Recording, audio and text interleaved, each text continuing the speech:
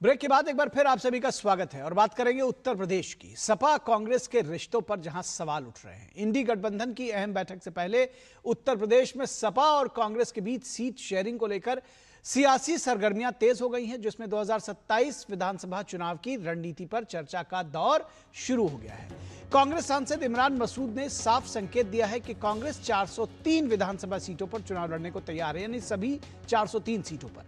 इमरान का कहना है कि पार्टी कार्यकर्ताओं की महत्वाकांक्षाओं और आत्मविश्वास का भी ध्यान आखिर रखना होता है। दरअसल इमरान सपा मुखिया अखिलेश यादव के उस बयान पर प्रतिक्रिया दे रहे थे, जिसमें अखिलेश यादव सीट नहीं जीत जरूरी की बात कर रहे थे। अखिलेश यादव का कहना है कि गठबंधन की असली कसौटी सीटों की संख्या नहीं, बल्कि भाजपा को हराने की क्षमता होनी चाहिए। सपा प्रमुख का दावा है कि उनकी पार्टी ने प्रदेश की सभी 403 सीटों पर अपना संगठन और बूथ नेटवर्क मजबूत कर लिया है, जिससे किसी भी सहयोगी दल को चुनावी लाभ मिल सकता है। इमरान मसूद का ताजा बयान दरअसल सपा की विजय पहले सीट बाद में वाली रणनीति पर सवाल खड़ी करती है। और यहां से आपको ले चलेंगे बेंगलुरु, जहां पर सीएम पद की शपथ ले रहे हैं, नए मुख्यमंत्री बनने जा रहे हैं। ಕುಮಾರ್ ಅವರು ಮಾನ್ಯ ಮುಖ್ಯಮಂತ್ರಿಗಳಾಗಿ ಅಧಿಕಾರ ಪದ ಹಾಗೂ ಗೌಪ್ಯತಾ ಪ್ರಮಾಣ ವಚನ ಸ್ವೀಕರಿಸಲು ಅವರನ್ನ ಆಹ್ವಾನಿಸುತ್ತೇನೆ।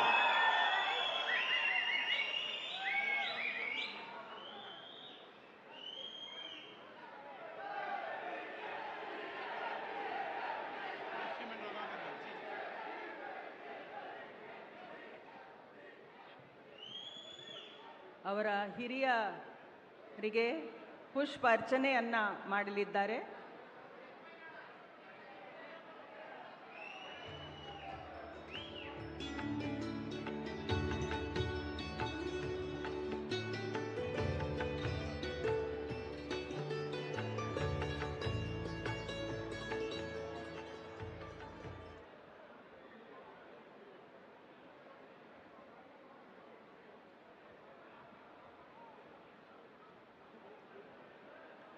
ಮಾನ್ಯ ರಾಜ್ಯಪಾಲರು ಈಗ ಪದವಿಯ ಅಧಿಕಾರ ಪದ ಹಾಗೂ ಗೌಪ್ಯತಾ ಪ್ರಮಾಣ ವಚನವನ್ನು ಬೋಧನೆ ಮಾಡಲಿದ್ದಾರೆ।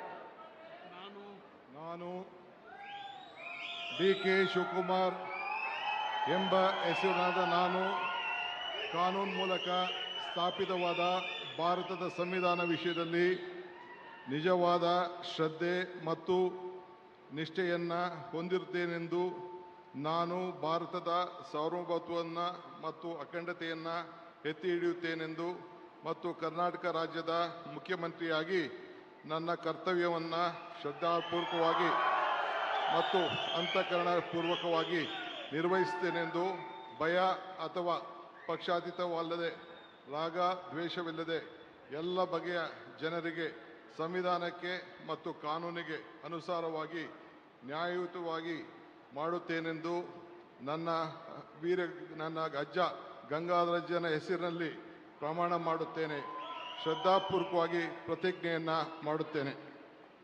ಮಾನ್ಯ ಮುಖ್ಯಮಂತ್ರಿಗಳು ಈಗ ಪ್ರಮಾಣ ವಚನಕ್ಕೆ ಸಹಿ ಮಾಡಲಿದ್ದಾರೆ। ನಾನು ಡಿ.ಕೆ. ಶಿವಕುಮಾರ್ ಎಂಬ ಹೆಸರಿನಾದ ನಾನು ಕರ್ನಾಟಕ ರಾಜ್ಯದ ಮುಖ್ಯಮಂತ್ರಿಯಾಗಿ ನನ್ನ ಪರ್ಯಾಲೋಚನೆಗೆ ತರಲಾಗುವ ಅಥವಾ ನನಗೆ ತಿಳಿಯದೇ ಬರುವ ಯಾವುದೇ ವಿಷಯವನ್ನು ರಾಜ್ಯದ ಮುಖ್ಯಮಂತ್ರಿಯಾಗಿ ನನ್ನ ಕರ್ತವ್ಯವನ್ನು ಮುಕ್ತ ನಿರ್ವಹಣೆಯ ಅಗತ್ಯವಾಗುವುದೆಂದು ಸಂದರ್ಭದಲ್ಲಿ ಅಲ್ಲದೆ ಅನಾತ್ಯ ಯಾರೇ ವ್ಯಕ್ತಿಗೆ ಅಥವಾ ವ್ಯಕ್ತಿಗಳಿಗೆ ಪ್ರತ್ಯೇಕವಾಗಿ ಅಥವಾ ಪರೋಕ್ಷವಾಗಿ ತಿಳಿಸುವುದಿಲ್ಲ ಅಥವಾ ಬಹಿರಂಗಪಡಿಸುವುದಿಲ್ಲ ಎಂದು ನನ್ನ ಅಜ್ಜನ ವೀರ ಗಂಗಾಧರ ಅಜ್ಜರ ಹೆಸರಿನಲ್ಲಿ ಪ್ರಮಾಣ ಮಾಡುತ್ತೇನೆ, ಶ್ರದ್ಧಾಪೂರ್ವಕವಾಗಿ ಪ್ರತಿಜ್ಞೆಯನ್ನು ಮಾಡುತ್ತೇನೆ। ಧನ್ಯವಾದಗಳು ಸರ್।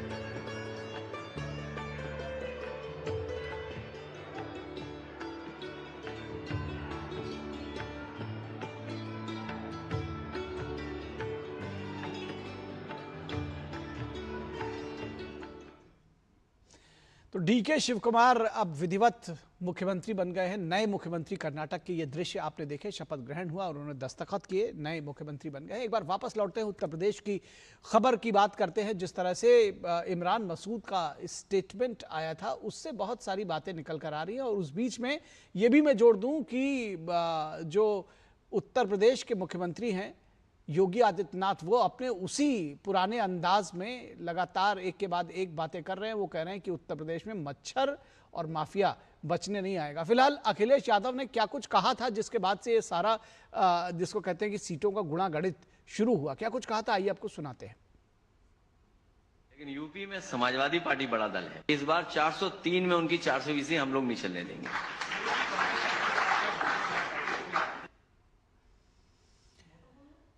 वही यूपी के सीएम योगी आदित्यनाथ का कहना है कि उन्होंने माफिया राज और मच्छरों को यूपी से खत्म कर दिया है। उनका कहना है कि मच्छर बीमारियां लाते हैं और माफिया बेरोजगारी लाते हैं, इसलिए उन्होंने दोनों का इलाज कर दिया है। अब इंसेफ्लाइटिस की बीमारी वैसे ही समाप्त हो गई है जैसे माफिया यूपी से समाप्त हो गए हैं। हमने माफिया को भी समाप्त किया और मच्छर को भी समाप्त किया। ये मच्छर बीमारी लाता था, माफिया बेरोजगारी लाता था। बीमारी और बेरोजगारी दोनों की समस्या का समाधान करके आज यूपी में जब कोई नौकरी निकलती है और सिलेक्शन होता है तो हमारे कुशीनगर के नौजवान भी नियुक्ति पत्र प्राप्त करने के लिए आते हैं। बाबा का अपना अंदाज़े बयां है। बाबा योगी आदित्यनाथ, उनको लोग बाबा कहते हैं उत्तर प्रदेश में चीफ मिनिस्टर को। कांग्रेस नेता इमरान मसूद का कहना है कि कांग्रेस अपने लोगों की महत्वाकांक्षा को कब तक दबाएगी। क्या करेंगे हम जीत के? हमारी सीट ही नहीं होगी, हम जीत के क्या करेंगे? आप जीत जाइए, तो जिसको जीतना है जीत जाइए। ये जो बात है ये समझ से बाहर बात है। जब आप गठबंधन के अंदर की बात कर रहे हैं, गठबंधन में जाने की बात कर रहे हैं, फिर इस प्रकार की बातों का कोई मतलब नहीं है। हम लोग, हर व्यक्ति की अपनी महत्वाकांक्षाएं होती हैं। सब लोग, हमारा दल है, हमारे लोगों की भी महत्वाकांक्षाएं हैं। तो हम अपने लोगों की महत्वाकांक्षाओं को कब तक दबाएंगे? और आपको सीधा ले चलेंगे हमारे संवाददाता विकास सिंह के पास, जो इस वक्त मौजूद हैं। उत्तर प्रदेश की सियासी नब्ज को लगातार वो टटोल रहे हैं। उत्तर प्रदेश अब जिसको कहते हैं कि इलेक्शन ईयर आ गया है विकास, तो ये सारी खबरें आप देख रहे होंगे कि किस तरह से, और ख़ास तौर पर एक बड़ी चुनौती मुझे लगता है कि समाजवादी पार्टी के पास बीजेपी से चुनाव जीतने के से ज़्यादा किस तरह से गठबंधन बन जाए और वो मिलकर चुनाव लड़े, ये भी एक अपने आप में बड़ी चुनौती है चुनाव में जाने से पहले ही। जी बिल्कुल सही कह रहे हैं, क्योंकि अब 7 महीने ही बचे हैं उत्तर प्रदेश के विधानसभा चुनाव को लेकर, और ऐसे में इस तरीके की कोई समझौता ना होना, क्योंकि सबसे बड़ी बात होती है निखिल, हम सब देखते हैं चुनाव कोई 1-2 दिन में घोषणा हो जाए और लड़के कोई प्रत्याशी जीत जाए, ये होता नहीं है। पूरी पार्टी जमीन पर काम करती है। और सबसे बड़ी बात है 403 सीटों की अगर हम बात करते हैं तो पिछले विधानसभा चुनाव में कांग्रेस का सबसे लचर प्रदर्शन रहा था, मात्र 2 सीटें पाई थी। हालांकि हमने देखा कि 6 सीटें लोकसभा चुनाव में जीती थी गठबंधन पर, लेकिन अगर उन 6 सीटों की हम बात करते हैं तो उन 6 सीटों में एक भी सीट ऐसी नहीं थी जहां से कांग्रेस ने विधानसभा चुनाव जीता हो। ऐसे में रायबरेली अमेठी की भी बात करना जरूरी होगा, क्योंकि वहां पर 10 सीटें हैं और 10 में एक भी सीट कांग्रेस नहीं जीतती है। क्या विधानसभा चुनाव में कांग्रेस को वहां पर समाजवादी पार्टी जमीन देगी? इसके साथ साथ जो अन्य सीटें हैं, इमरान मसूद हो, तनुज पुनिया हो या पूरी प्रदेश कांग्रेस हो, मन में यही है कि किसी भी पार्टी में कोई नेता क्यों तैयारी करे, क्यों जमीन पे काम करे? क्या वो झंडा लेकर जाएगा कांग्रेस का या सपा का झंडा उठाएगा? पूरी पार्टी में यही असमंजस है और इसी को लेकर कहीं ना कहीं एक निराशा रहती है। पार्टी के विस्तार की अगर बात करें तो समाजवादी पार्टी के अध्यक्ष तो दावा कर रहे हैं उनका 403 सीटों पर संगठन है। क्या ये दावा कांग्रेस कर सकती है?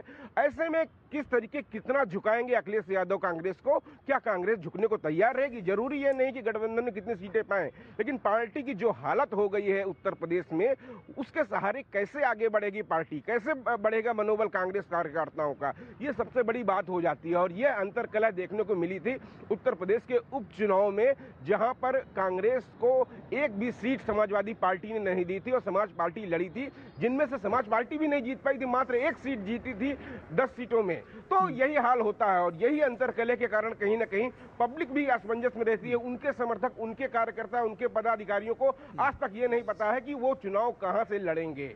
तो बिल्कुल दुविधा में है उत्तर प्रदेश में विपक्ष। और आगे किस तरीके से जो बड़ी बड़ी बातें इंडिया गठबंधन की कही जाती हैं, वो सब बातें सिर्फ बातों की ही हैं। कार्यकर्ता या प्रदेश के पदाधिकारियों को कोई मतलब नहीं है इनसे। उनको ये पता होना चाहिए कि उनको करना क्या है। वहीं अगर दूसरी तरफ बात करते हैं भारतीय जनता पार्टी की, जो 24/7 काम करती है, मुख्यमंत्री योगी आदित्यनाथ लगातार एक्शन मोड में रहते हैं। उन्होंने साफ कहा कि विकास के लिए लोगों का विकास करना जरूरी है, तो समाज को स्थापित करने के लिए, समाज में समरसता के लिए कानून व्यवस्था ठीक करना जरूरी है। तमाम सारे ऐसे लोग थे जो लोग बातों से नहीं माने, तो वो गोली से उनको समझाया गया।